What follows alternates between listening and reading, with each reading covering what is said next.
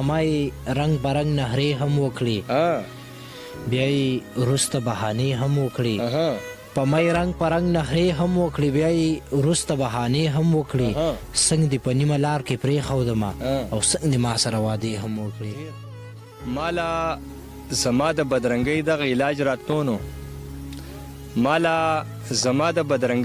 علاج راتلو نو د دیوالونو نه مې ټولې آینې ویستې. السلام علیکم ورحمت الله وبرکاته. بوادر دلسوز یم.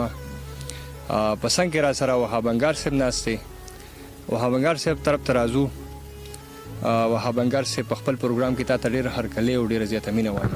ډېره مننه د کومه په واده دلسوز صاحب چې په دویم ځل هم زمونږ خواله راغلی او زمونږ نه څه ریکارډ کوئ نو ډېره مننه. دلسوز صاحب دغه غزل به ورته ویم چې مزه د زندګۍ او د دنیا به داسې نه وه مزه د زندګۍ او د دنیا به داسې نه وه مجنون که داسې نه و نو لیلا به داسې نه وه مزه د زندګۍ او د دنیا به داسې نه وه مجنون که داسې نه و او لیلا به داسې نه وه په ما دې لګېدلی وی الزام په تا دې نه وی په ما دې لګېدلی وی الزام په تا دې نه وی په ما به داسې شوی وی په تا به داسې نه وه. مننه. په ما دې لګېدلی وی الزام په تا دې نه وی په ما به داسې شوی وی په تا به داسې نه وه د نرخ په شان د زړونو نرخ که هم چېرته سیوا وی د نرخ په شان د زړونو نرخ که هم چېرته سیوا وی د وخت په هره شق پورې خندا به داسې نه وه.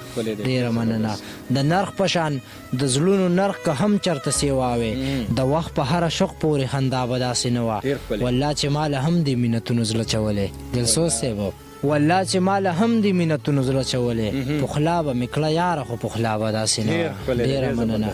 والله چې ماله هم دې مینتونو زړه چولی پخلا به مې کړه یاره خو پخلا به داسې نه وه. وخا به کلیوالې سترګې څومره حیاناکي وخا به کلیوالې سترګې څومره حیاناکي په ښار کې هم حیا وه خو حیا به داسې نه وه. دلسوز صاحب دغه بل غزل دی چې په مای رنګ برنګ نهرې هم وکړي بیا یې وروسته بهانې هم وکړي په مای رنګ پرنګ نهرې هم وکړي بیا یې وروسته بهانې هم وکړي څنګه دې په نیمه لار کې پرېښودمه او څنګه دې ما سره وعدې هم وکړي. مننه. څنګه دې په نیمه لار کې پرېښودم او څنګه دې ما سره وعدې هم وکړي پلار به د خلکو مخکې ورټلم بلا قیسې به مې بېبې هم وکړي. ډېره مننه. پلار به د خلکو مخکې ورټلم بلا قیسې به مې بېبې هم وکړي ما به خانجي له ځان زرې زرې که البته بیا به یې ګیلې هم وکړي. ډېره مننه. ما به خانجي له ځان زرې زرې که البته بیا به یې ګیلې هم وکړي انګاره بیا چا پسې وسوځېدي انګاره نن خو دې لمبې هم وکړي.